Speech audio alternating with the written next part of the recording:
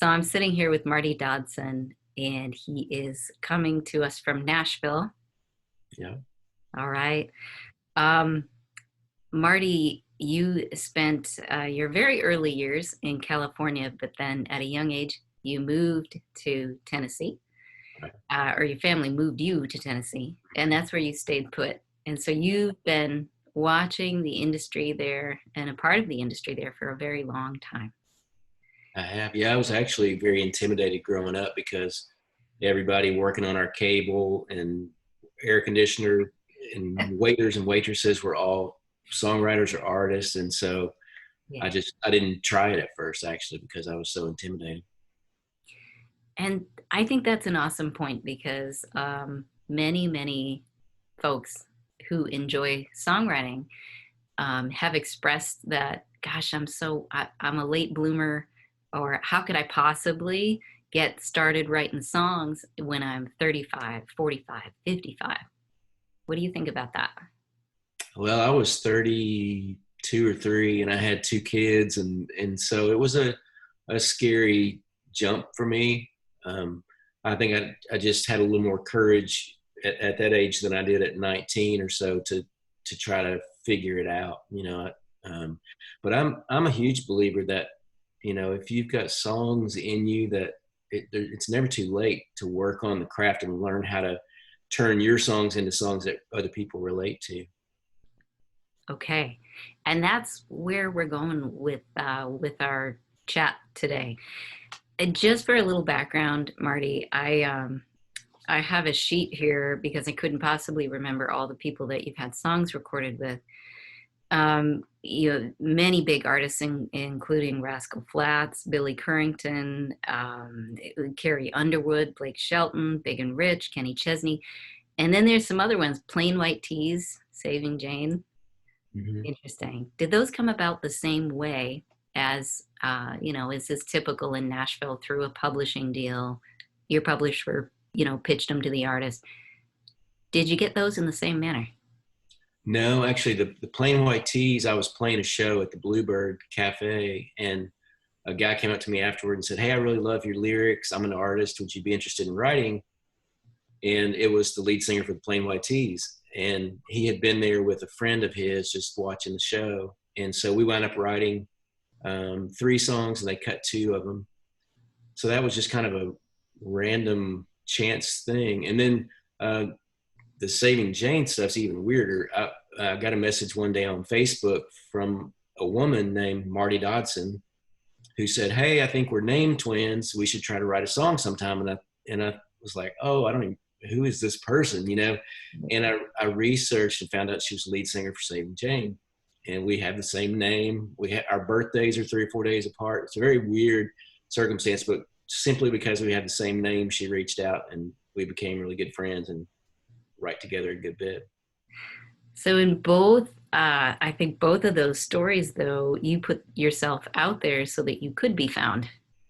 First of all, through a live performance. Second of all, through some kind of online presence. Right.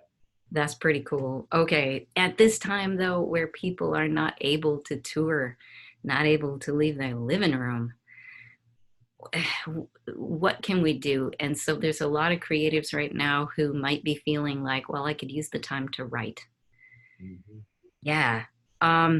You have a online presence with SongTown. So tell me about SongTown.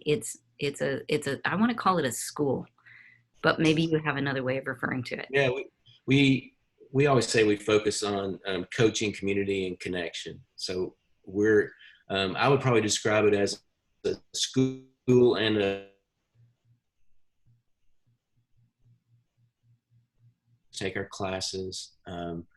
We have about Can I 1,000. stop you there for a second? Can we backtrack because the internet is jumped a bit. So Okay. you would call it community and connection?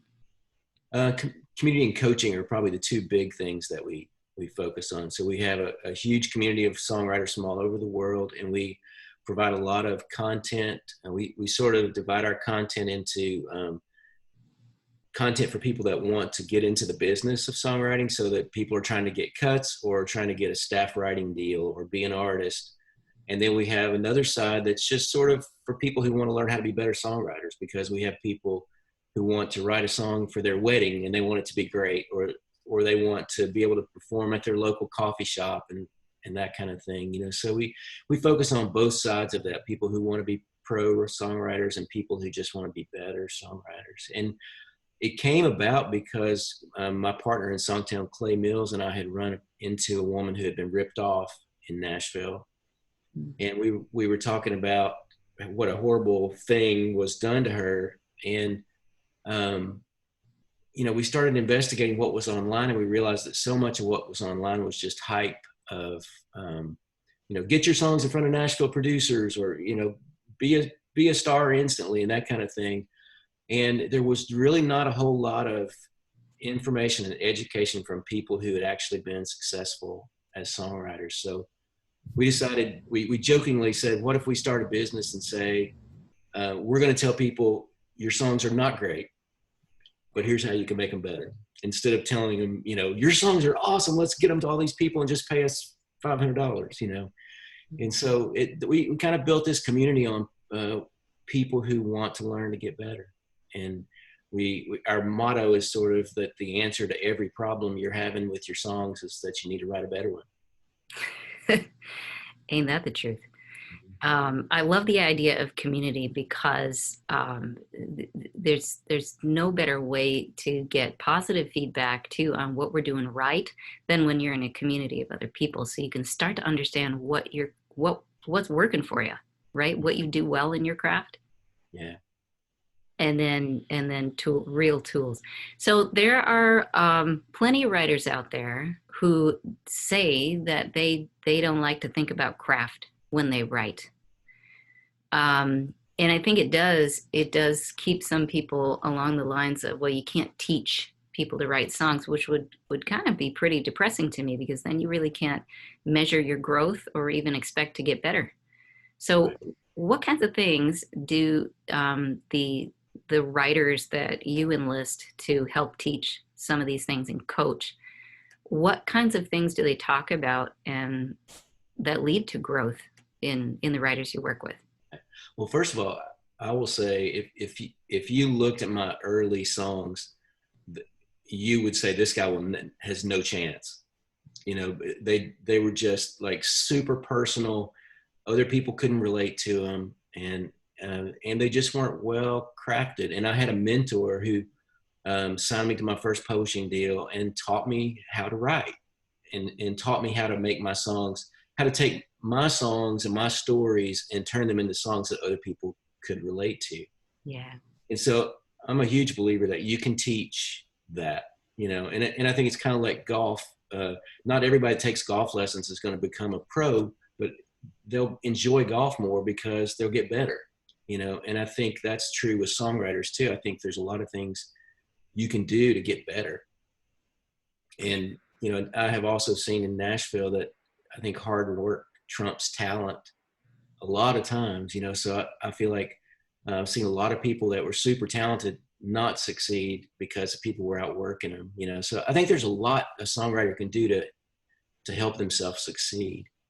And so you were asking what kind of things I talk about when I'm teaching. Yeah. Okay. Well, there's two things that I've discovered. So when I started teaching this through SongTown, I realized I had to really figure out how to put into words my method and what I do. And so I looked back at some of my hit songs, and I realized that there was this pattern of what I was doing. And so the way I teach people, like the very basic place we start is I talk about there's a job for each part of the song. So the first verse, they have these context and setting, and they have to give enough of that information so that the listener wants to hear more and understands. And then the chorus comes along that they introduce a big idea or big emotion. Yeah. And then the second verse has to take that big idea or big emotion farther.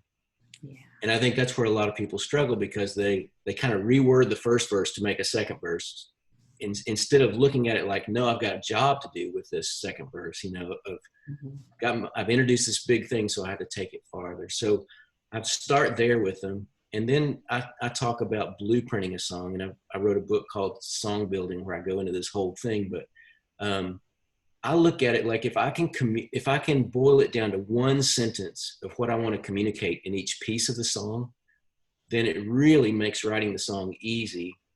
And if I'm co-writing it, it gets everybody on the same page, because I realize there's a lot of times when I would start at 10 o'clock and at 2 o'clock, somebody throws out a line and I go, what does that have to do with our song? And they go, well, we're writing about a guy cheating on his wife. And I go, no, we're writing about a guy meeting this woman at a bar that he's never met. And we, realize we've been writing a different song all day. And Yeah. so I work with people on making a blueprint where there's one sentence for what you want to communicate in each part of the song. And I can give you an example if you'd like. Love that. Yes. Okay. So with my song, Must Be Doing Something Right, that was a #1 with Billy Currington.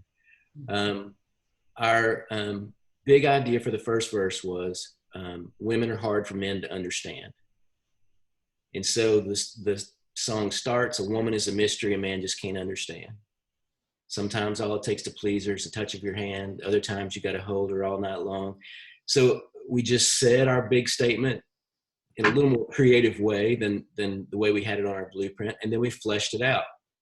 Then the chorus comes, and our big idea was, I must be doing something right because I'm getting good feedback. So chorus starts off, must be doing something right. I just heard you sigh. You leaned into my kiss and closed those deep blue need you eyes. So we just say it, and then we flesh it out again. And then the second verse is, the big idea was, teach me how to love you better. And so it says, anywhere you want to go, baby, show me the way. I'm open to suggestion, whatever you say.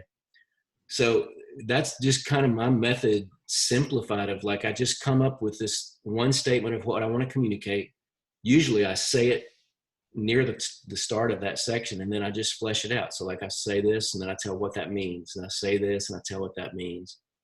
And I've discovered when I do that, and I communicate in a co-write, I don't usually say, hey, let's sit down and blueprint this. We'll come up with an idea, and I'll say, what if the first verse said this? And we have a discussion about it and kind of get on the same page with it. And then we do that for the chorus and for the second verse.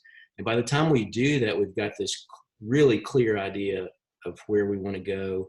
It helps me not step on the second verse by saying too much in the first verse, so if somebody throws out a great line, I can go, well, that's what we're going to say in the second verse. Let's save that for the second verse. And just that little bit of organization, I think, changes a lot of things with the songwriting process and with the clarity of the songs too. That's awesome. That's amazing. So sometimes I would imagine the title can come first, which helps to know what the chorus is about, and then you draw the blueprint around that title. Do you sometimes approach songwriting without the title first? I don't. Some people do, and I've seen occasions where people were successful at it. But I do a lot of mentoring, and when I'm mentoring someone, I can almost always tell when they came up with the title, because the song will kind of wander, and then there's a moment of clarity.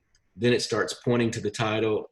And, and I'll say, did you come up with the title right around here? And they go, how did you know? Right. It's just because that's, I think personally, if you don't start with the title, you don't really know what you're shooting at. Sure. And so songs tend to kind of just wander until they find that direction. And then they start making more sense. Definitely.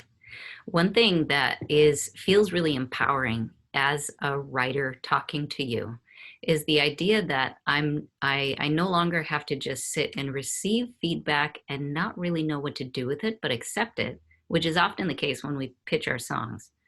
There's a reason why someone's not taking it, or if a publisher has more specific feedback. But then sometimes rewriting feels like such an overwhelming job. We don't even know where to start. So having a coach, even through, 3, 4, 5 songs, sometimes that understanding of, I know what that feedback means now. And there'll be kind of the same tendencies in the kind of feedback we get because of the writer that we are, right? Yeah.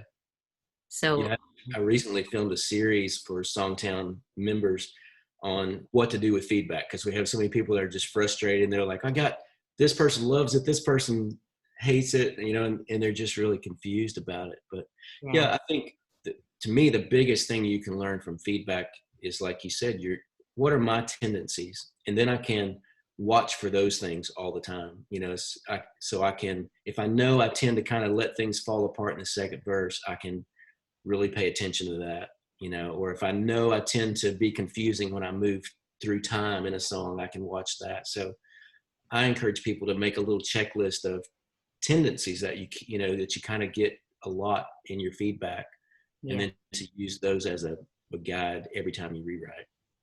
Very cool. How about music? We've been talking a lot about lyrics, and what are kind of the typical, I would say, positions the songwriters that you reach are in? Do they come with you at you with, let's say, their verse to their chorus with regard to their chord progression? Does it always make good musical sense? How do you work with people when they might be struggling to lay something down? Um, I mean, a couple of the big things I see are people that everything's too similar. So like Yeah. melodically, it doesn't go anywhere going into the chorus, Yeah. or times when the music maybe doesn't match the emotion of the song. So sometimes there's like disconnect in that way. So those are the two big things I see. Personally, I'm a much stronger lyrically, so I don't do a lot of coaching in the melody regard, because I feel like that's not my lane where I really excel. My partner Clay does a lot of that, and we have other mentors that do that. Sure. I think even just that is really encouraging, particularly for folks who see themselves suited, at least in some manner, to what's going on in Nashville.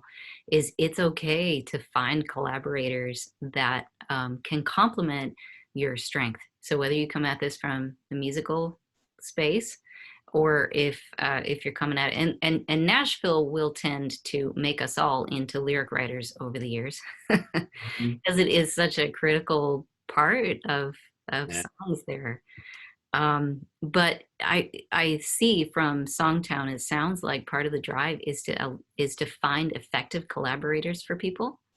Yeah. Yeah. We have people that um, they often post a picture of their Skype screen from that day. And we have somebody the other day in Botswana with someone in, let's see, somewhere like the Netherlands or something like that. And we have people from all over the world that collaborate and meet through Songtown. And that's been a really cool part of it. But when I first started out, I tried to write some by myself, and I um, was trying to work on becoming a better melody person. And my publisher said, you know what, you can spend the next 5 years trying to be decent at melody, or tomorrow you can write with someone who's great with melody. Which would you rather do? And I was a little older and I had kids, and so I said, well, I'd rather write tomorrow. And he kind of gave me the freedom to just go, figure out what you're great at and try to become world class at that. And then find people that are world class where you're not. And so that's been my theme throughout my whole career. And once I started doing that, I started getting cuts and I started having success and that kind of thing. And it's hard, because when I started out, I wanted to be able to do everything Yeah. myself, and have a solo write that I could be proud of. And I do more of that now because I've learned some things through the years from the great melody people I worked with. But I still every day try to find someone who's just world-class melody person to work That's such fantastic advice. Yeah, particularly now when we're stuck alone with ourselves. with. Yeah. That can be really frustrating, right? Either, we might have a great sound, but we're kind of rewriting our last record, and we don't want to do that. So Right. got to get out there and collaborate. I think you mentioned that the guy who found you first, who you signed your first deal with. He was my first co-write in Nashville. Was he really? And I was so nervous to write with him. I wrote the entire song before the collaboration, Good. pretended to only have a little bit. And every Mhm. time I needed a new idea, I would bring it out of my memory and say, how about this? I would play him something. but I needed it to go well, and I knew my the level of my anxiety wasn't going to allow me to be very creative in the session. Yeah. So I did what I could, but we've all got tools. Yeah.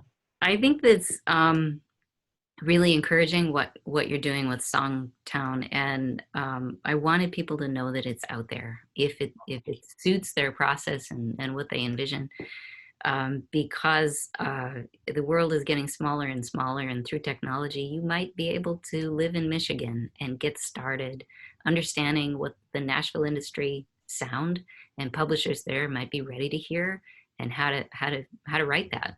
Mm-hmm. But it's not limited to just Nashville. I mean, these publishers are listening for many projects, correct? Right. Yeah, and we take a lot of care to not be. We're not at all a country music writing site. I've had a number one in bluegrass. I had a number one with Joe Cocker. I've had number one in K-pop, Yeah, and things like that. And so we just teach communication principles. Basically, is what we're teaching people. And because that's the essence of songwriting. If you can communicate to me musically and lyrically, then I don't care so much about the rhyme scheme you had or those things, So we focus on what's going to help you communicate in whatever genre people are wanting to write, and I think boiling it down to those basics really helps it work for a broad group of people.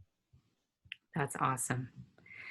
Um, During this time when artists and songwriters are home, I could ask you this question. If I want to write more and start digging into being creative again, what are some daily activities that you do or you might suggest that other people do to start generating ideas and get some music going? That's a great question. I'm a huge believer in I don't wait for ideas to come to me. I actively go find ideas. So I've been trying to spend more time every day working on ideas so that I have in my next co-writes, I have a bunch of new ideas that I'm excited about, and to me, if I can energize a room with a great idea, we're much more likely to come out with a great song than if we go, what have you got? Well, not a lot. What have you got? And that discussion that we've all been in. So I work a lot on ideas. I've been playing around. I've been like trying some different guitar tunings and just seeing what that sound makes me, think or feel. So I've been exploring that. I've been watching some videos to learn. I actually watch some of Clay's melody videos on SongTown because I learn a lot from him. So I've been watching some of the videos on things that I'm not great at from SongTown. And then I've been, I'm a huge believer in looking at what opportunities you can find in something instead of the challenges or the difficulties. So, and having to stay home all the time. I've been reaching out to some old co-writers that I used to write really well with, and we just kind of drifted apart, and we've been connecting on Zoom and writing that way, and just been kind of shaking things up with the group of people that I was working with, and so just trying to keep myself busy with something songwriting related every day. Awesome. Awesome. I noticed there are some free resources on the site as well. What kinds of things can people do to look into to you in SongTown and what they could get out of it just by perusing the site? Is there anything that you can tell us about, what to expect? Yeah. Remember? So we have on the site for non-members, we have hundreds of blogs about songwriting, and you can search those, find titles. We have a thing where you can give us your email and you get 10 free videos. So you kind of get a sampling of the videos that we have. We've got over 700 hours now of video in the video library. And then we have a Facebook page. It's SongTown USA on Facebook, where we have blogs and different things like that. And if people are interested too, we've been having some special, like just pop-up. I did a pop-up thing the other day where I just got on and answered questions about the business. Anybody that wanted to could get on Facebook Live and ask questions and that kind of thing. So people can reach out to me, Marty at songtown.com. It's MARTY. if you have questions about it or anything like that, and I can answer those. But I could also let people check out some of those pop-up things that we're doing, because we're trying to. Some of them are bored at home. People are scared, frustrated, all kinds of things, and so we are going to have an open mic in a couple weeks where people play. And if you don't play, you can play your demo, but you have to lip sync it so it looks like you're singing it. Things like that. So we're just trying to have fun and keep people engaged and keep people writing. That's really awesome. Marty, I just wanted people to understand how unique I think SongTown is, because there's many services that allow us to pitch our songs. Well, there are several. But to be able to then take that and connect with someone who's in the business, ask all these questions, it's really invaluable. Unlike any other service that I've seen, or group of people that I've seen doing this. You can definitely, some folks offer song critiques and things like that. But I think when it comes down to it, the community is what is so critical to long-term pursuing something that's as difficult as writing a song better than the last song we wrote. Exactly. Yeah, we, when we started it early on, we had some people that we had to kind of vote off the island because they would come on and be very critical of people's songs and just, say that's stupid, it doesn't make any sense, and that kind of thing. And we just cut those people out. We had a few people that we just canceled their membership even when they were paying for membership. And so as a result, we've got this group of people that are just super encouraging of each other. We have, I think, 4 or 5 groups now that meet online in a Zoom thing like this with one of our leaders, and we call them Sky Circles, and they play a song for each other every month, and they give each other feedback. And I mean, it's just the best group of people I've ever been around, and they're all positive. They all kind of buy into the idea that we're trying to write better songs and encourage each other, and so we're very proud of that. That's so cool. And I love how, if I may, I would say that you're kind of proof that this works. Like you said, you started later, not too late in life, but later. And I can definitely connect with that idea that I wasn't very good in the beginning. It wasn't on the pulse of what folks needed to be able to pitch to artists that were out there looking for songs that made sense for them. So even, everybody comes at this, I think, with a certain idea of what they want their artistry to be. But part of what you help people to do is to mold that into something that other people will understand how they can sort of put on that robe of a song and let it represent them on their next release, which is a big deal. Yeah. Yeah. When I had a song, a great example is I had a song called She Stopped Living the Day He Died. That was about my grandmother. And so my grandfather died early, and he would always drive her everywhere she needed to go. She couldn't drive. And when he died, she was just miserable the rest of her life. And so I wrote this song, and I played it for my family, and they cried. And I played it for Kim Williams, my mentor. And he said, "That's the saddest crap I ever heard in my life." And I'm like, well, I thought it was a great story. And he said, yeah, but it's like, no offense, but I don't know your grandmother. I don't care about your grandmother at the level that I would want to pitch this song to someone. And neither does any artist. And he said, I want you to take that song and figure out what the big underlying universal emotion is in that song. And then I want you to come back to me and let's write a song with that same emotion that will appeal to a lot of other people. And so I worked on, came back to him, and I said, well, the universal emotion is sometimes when we lose somebody, it feels like we died. And he said, awesome. And so I had a title called While You Loved Me, and that became my first top 10 hit with Rascal Flatts. But it was the same, in essence, it was the same song.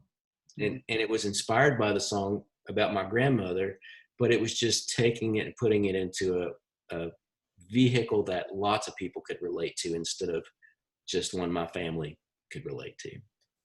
Wow. It kind of took it from a space of focusing on the death to focusing on the life, Mm-hmm. which was pretty cool. Makes me feel good to listen to that now. Well, good. Very, very cool. So Marty, I will definitely be following your career. Is there anywhere that we can go to hear more of your music? I have a playlist on Spotify called Songs Written by Marty Dodson. Okay. I'm working on one on Tidal, and I'm going to work on one on Apple Music as well. But almost all of my cuts that are out there somewhere are on the Spotify playlist. Awesome. Is it, do you have a Facebook live meeting coming up where anybody and everybody can join and talk We with don't, but I could probably get people permission to do you? Sure. we've been doing them we have a members page Okay, where members. we've been doing most of those. But I can, Okay, is that the best way where people can get a hold Songtown? Go to songtown.com and then go to the members page. well, you can't get to that Facebook members page. It's like a private group page, but you can see our main Facebook page, or they can email me at marty@songtown.com. That'd be probably the quickest way. Very, very cool. Well, thank you, Marty. I love how you've been talking about trying to boil down the emotions, the philosophies, big statements into one thought. And then that is the chorus. And Mm-hmm. it all hinges around how do I support that chorus philosophy, contextualizing it, you said, for the verses. The Mm-hmm. first verse and the second verse takes that philosophy further, Yeah. that emotion further. So that's the blueprint thing that we've talked about. So helpful. I think I am going to become a member because it sounds super fun just Oh, to be involved and have an outlet, with a totally different group of people than my usual.